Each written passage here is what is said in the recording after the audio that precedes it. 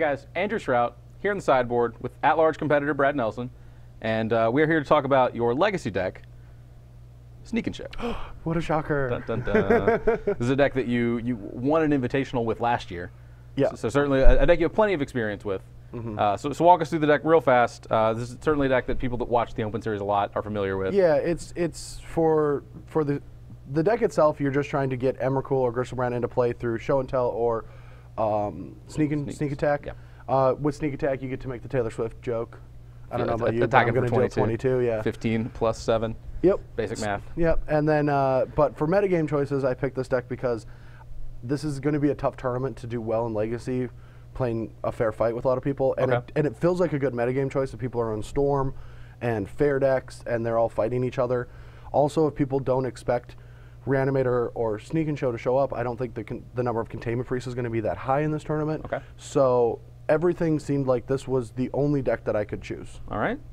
So of course the marquee cards, the 8 animals, Emrakul and Griselbrand, 4 Sneak Attack, 4 Show and Tell, 4 Force of Will, and 4 Brainstorm because it's a blue Legacy deck. Yeah, because it's like a very good Magic card. Yeah. 4 Ponders, 3 Preordains to find your combo. Yeah, that's a big change. I'm not playing Probe in this tournament because you want Probe against permanents, but you want Preordain against spells because you can probe them and just see the counters you know they're looking for or have anyway. Okay. Like sometimes it's like, you know, like it's a good thing. It's like, oh, you don't actually have anything, I can go for it. But usually with this deck, I'm going to shove anyway. Okay. And I'm just going to get them regardless. You just want Probe when you're blind and you don't want to play against matchups that you don't know what's in their deck. Sure. And so this doesn't seem like a tournament where Probe is going to be better than Preordain. Okay. You just rather have a little bit of extra digging power. Yeah. All right. I mean, we haven't gotten there. Hey, well, we're digging all kinds of ways. Spoilers, Brad. Spoilers. Yeah. We have 2 Overmaster. This is a card you've played before. Yeah. It's kind of becoming more of a staple in the archetype recently. It's beautiful because if they don't have perfect information, if they haven't seen your hand, yes, they have probes, and yes, sometimes they will. But you can just Overmaster in the middle of the game, even turn 2, because like you could do weird things like play a land, ponder, play a petal, and the next turn just start off with Overmaster, and then they're like, oh, if he has a 2-mana land, he can just go off. So sometimes they just have to counter an Overmaster. Okay. And I've even like played it and they daze it, and I just pay for it and cantrip and get rid of the daze, and the next turn I can go off. Okay. But it's a great spell that not only pushes through Show and Tell, but is a must counter in many situations. Gotcha. Your flex spots are a little different this time. Yeah, we got some spice in this tournament. All right. As you alluded to earlier, we have 1 dig through time. Yep. For when you feel like digging. It's if the games go a little bit slower and they're more disruptive, a card like Dig Through Time can just get you both combo pieces, as well as just be a pitch card in the early game. And because we're Preordaining, we're just cycling through our deck, and they're countering a lot of our stuff. That like in a normal format with a wide open field, like I feel like the games are gonna like be a little bit more proactive on both sides. But with Flusterstorm 2 being my anti-combo and anti-control card, I feel like I have a decent advantage in the other combo matchups that if we do go long, Dig Through Time just automatically wins the game. Okay. And Flusterstorm, you're playing this over Spell Pierce. Yes. I don't think there's going to be many Jaces, other sneak attacks. Like all the decks that I'm scared of their spells are all spell-based. Like Reanimator doesn't really have anything, maybe an Animate Dead or 2, but they're usually Exhume and Reanimate. And I don't think any other sneak attacks, so I don't have to worry about Spell Pierce there. And then Jace and Counterbalance are like the only things. Maybe Liliana will show up. Like there's a couple people that play like bug decks.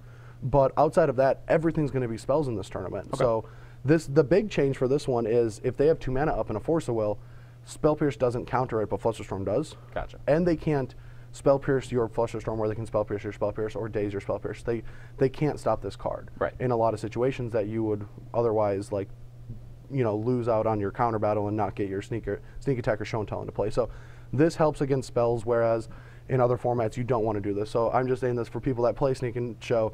This is not what I would do in a big tournament, but for this tournament I will. All right. It's kind of more of a metagame consideration. Yep. We're on to the lands. We won't talk about it too much. Yeah, the only thing that I made a change of, oh sorry, sorry for cutting you off. No, you do your thing. I played 9 fetches instead of 7 to go with my Dig Through Times. Spoiler it again. And so I only have 3 Volcanics and 2 Islands, along with 9 fetches instead of the other 4, 3, and 7 fetches. Okay. All right, so a little bit of a tweak there. Yep. Before we get to the sideboard, we'll talk about your metagame expectations a little bit, because it seems like you've made a lot of choices in the main deck, even based on what you expect the field to be. So I assume the sideboard is kind of similarly positioned that way. Yeah. So the metagame that I expect for this tournament is going to be like two to four blue-red Delvers, 1 to 2 BBD decks in some varieties, whatever the New Jersey deck. Sure. 1 to 2 Bug Delver, 0 to 1 Rug Delver, and then 1 to 2 Miracles, potentially 2 Reanimator decks, and whatever Jeff Hooglin shows up with. Okay.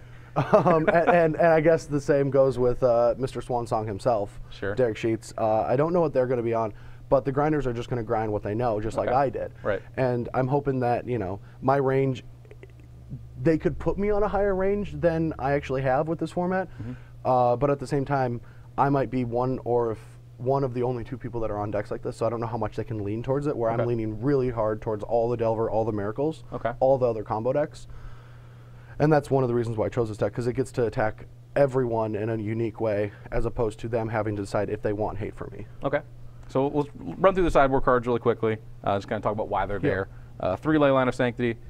When they target me. 3 is a weird number for ley lines. So is this this is actually, because I forgot to say during my metagame prediction, I think that Storm is going to be in the field, like 2 to 3, or at least 1, or I'm thinking it'll be roughly 2, and that's the best card in that matchup. Okay. Also, who knows? Jim Davis might just try to Goblin Guide us all. Sure. And so, like, Leyline also is great against Mono Red. Okay. And Pyroclasm good against Goblin Guide. So you've got both angles of Jim Davis covered. Yeah, that doesn't come in against them though. Okay, fair enough. That's my anti-elves combo. Like, yeah, sure. You gotta beat the Elf Master himself, Matt Nass. Gotta keep it real. Okay. Gotta keep it real. All right. Ross Merriam, the player in this tournament that you're kind of worried about. Graph Digger's Cage, I assume, similarly. Yeah, it's good against Reanimator and Elves. All right. And then we have one beside you who shelters all. Yes, this card is just very good against these slow matchups. I really am just mortified to play against Joe Lissette. He just knows it's the deck that I have the worst time playing against is Miracles, and he is also one of the best Miracles players, if not the best player in the world. So I always feel like that is a tough matchup for me. Even though this deck is pretty well positioned against him, especially once we get to the next reel. I want the Besagio, I want the Overmasters, I want the defense grids against him. Yeah, we have 3 defense grids, so it seems like you're pretty strongly prepared against like counter magic, interaction on the stack. Yeah. A second dig through time to go with the one in the main. Yeah, this is going to also help out against any deck trying to eat away at your hand or play a longer game against you.